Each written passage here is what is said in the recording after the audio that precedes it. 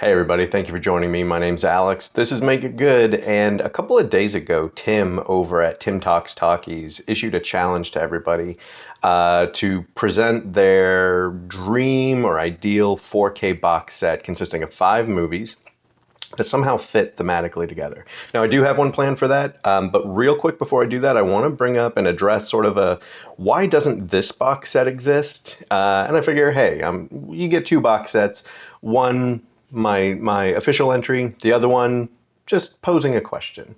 And so that question is, why don't we have a really proper George Romero Night of the Living Dead box set? They have had such an impact on how zombie movies are made, but not just zombie movies, but horror movies in general, where, there's some sort of, satire, like a political satire or social issue kind of woven through the movie.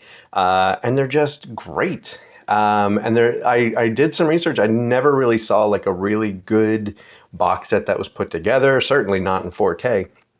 So let's just talk about that real quick. I'm going to blow through these, and then we're going to get to my official entry. So first one, obviously, 1968's Night of the Living Dead. Criterion does have a 4K. This is the Blu-ray because it's a sweet digipack. And yeah, this really set everything in motion. You've got some racial tension in there. You've got some, who are we as human beings when things go awry? What's funny is a lot of these things weren't planned, but they were picked up on by the zeitgeist at the time. And this is where it all started. Of course, then we move right into Dawn of the Dead.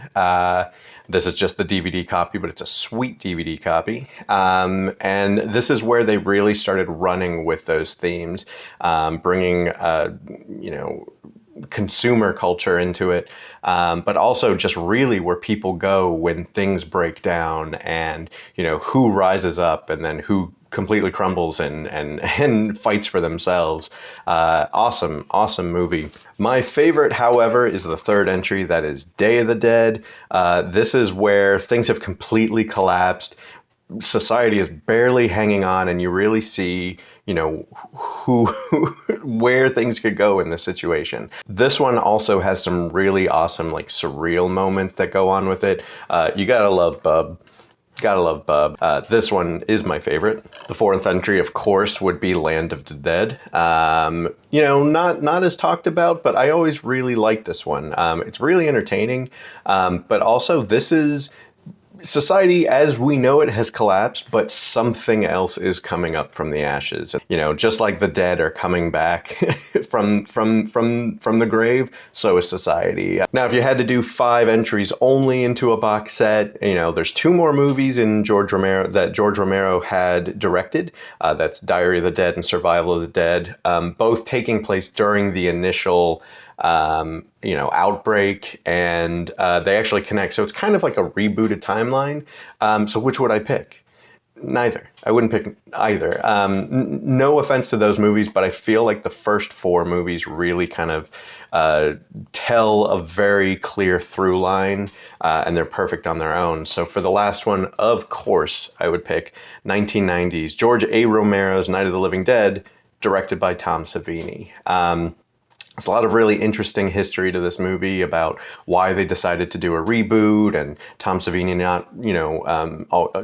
not really getting his full view on it, but then on repeat watching, he decided he did actually like this movie. Plus, they updated a lot of the gore and the zombie effects, but they actually pulled back a little bit, and they didn't want to go too far. They wanted it to be realistic, but also feel like an appropriate reboot of the original movie. You got a really interesting cast with this. Tony Todd in there. I mean, come on, Tony Todd as Ben. Patricia Tallman plays Barbara, doing a really interesting version of Barbara. In my opinion, a lot more interesting than the original movie. Bill Moseley, for God's sake, comes in and plays Johnny, her brother, in that classic role. So yeah, I would love to see this definitely upgraded to 4K, but within that box set. Okay, so that was the George Romero Night of the Living Dead box set that I wish existed. It doesn't. I accept it right now and I move on. Hopefully it will exist in the future. And if Survival of the Dead and Diary of the Dead are in there, hey, I won't complain. But for my official entry into this challenge, it was actually pretty difficult because I had a lot of ideas for a bunch of different themed box sets, different actors I wanted to follow, different director box sets. But ultimately, I decided to make it easy on myself and do just a quick theme box set that I think would be really cool. So I shamelessly love superhero movies. They scratch a particular itch. I know they're not always very deep. I'm okay with that. I'm okay with a good popcorn movie. No shame here whatsoever. If you love superhero movies, this right here, this is a safe zone to talk about superhero movies. But there are certain movies out there that I will always just completely fall in love with because they sort of subvert that general expectation of what a superhero movie is. And so for my entry into this to this challenge, I'm going with what I call the Other Guys box set. And that is the superheroes that you wouldn't call on, that you wouldn't expect to help save the day. They're on the fringes. They're the losers, basically, in some cases. And so let's just go ahead, dive right into that. And of course, I'm talking the Mystery Men. Or just Mystery Men. So Mystery Men came out in 1999. I saw it in theaters, loved it. I thought it was hilarious. This is the 4K by Kino Lorber. I just picked it up. I just got it the beginning of this month, actually. And it is amazing. It stars Ben Stiller, Janine Garofalo. You got William H. Macy, Kel Mitchell, Paul Rubens, Hank Azaria. I mean, it is a stacked cast. Jeffrey Rush is your villain, for God's sakes. And it's just a lot of fun. And it's the loser superheroes. They're just trying to make a difference in their city. The powers are just kind of like loser powers, but I mean, every single character in here, you just kind of fall in love with. You just want to see them succeed, especially Kel Mitchell's character, the Invisible Boy. I love his enthusiasm, his optimism throughout the movie. I mean, he's like a really, him and Paul Rubens bouncing off each other as like the losers of the losers. They were my favorite because they have so much heart. They're just so gung-ho about everything. So this is a fantastic movie. If you haven't seen it, you got a great copy of that here at Kino Lorber. All right, for the next one, kind of in that anti-hero realm, this was directed by Sam Raimi, stars Liam Neeson and Frances McDormand, and that is, of course, Darkman. You got your lead character and his partner and wife, I believe. It's been a while since I've seen it. They're working on a synthetic skin to help burn victims. And of course, ironically, the scientist who's working on that gets horribly burned, dealing with this issue with some criminals. And he decides, he's basically left for dead. Everyone thinks he's dead. But he figures out the synthetic skin and he's able to create masks like Mission Impossible style masks. And he's like able to impersonate different people. But the problem is the light will destroy the skin really quickly. It can't survive in the light. So that is why he's Darkman. He's got to be in the dark. It's how the skin lasts longest. This is such a weird superhero movie, but it's great. It's full of Sam Raimi type, direction. So if you love Sam Raimi, this is a great one to go off. If you love Spider-Man, check Darkman out. He did this first. I can't praise this one more. The other two were okay. They're not great, but this one was fantastic, and I love it. I'd still watch the other two. I'd have a good time. All right, so this next entry, my third entry into the Other Guys box set, 4K box set, is kind of a science fiction hero. I think it definitely fits the bill of superhero, although it's more of like an anti-hero, and it's like kind of the revenge movie as well. And that is Upgrade. It's a science fiction movie. It takes place in sort of the near distant future. But this is a guy who appreciates sort of the tactile nature of old tech and working on things with your hands. So definitely a movie for fans of physical media, because that's what this guy's deal is. He doesn't like how everything has been digitalized and made more efficient, and how efficiency has taken over just hard work, and actually appreciating being able to touch things. And tragically, he's in a car accident with his wife. They get attacked, she's murdered, and he's left paralyzed. Like a weird billionaire decides, hey, you are a guy who could benefit from this new chip that we're developing with this new AI that could help you walk again, give you your life back. He takes it.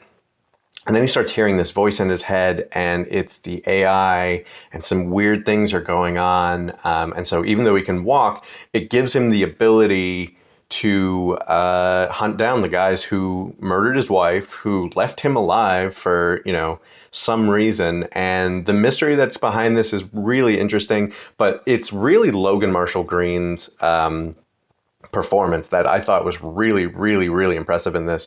This also came out about the same time that Venom came out.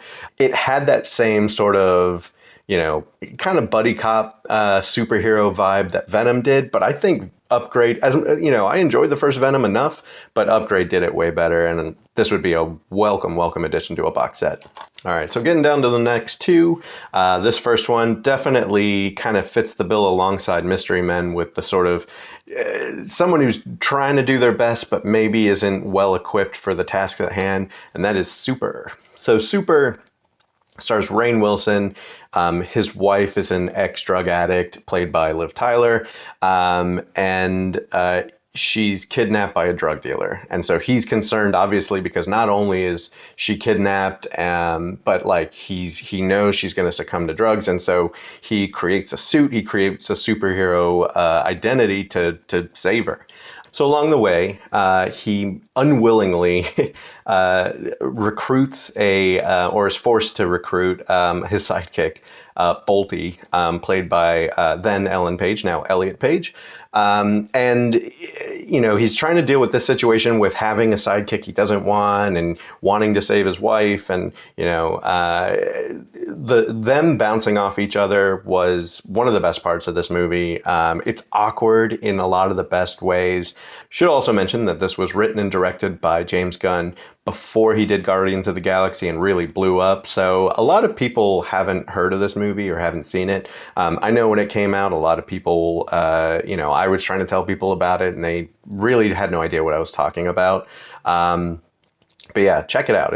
It's really weird, really awesome. All right, so for my final entry, the Other Guys box set, I am definitely playing a little bit with the format here, because we got to ask yourselves a question: what does every good superhero need? And that is a supervillain. For my final entry into this, I got to go with Brightburn. This movie was produced by James Gunn. It was written by Mark and Brian Gunn. Yep, Mark Gunn, Brian Gunn. So a big family affair, but not directed by any Guns, though. It was actually directed by David Yarevsky. But this movie asked the question, what if Superman, instead of being the wholesome Boy Scout he is, what if he was a complete sociopath?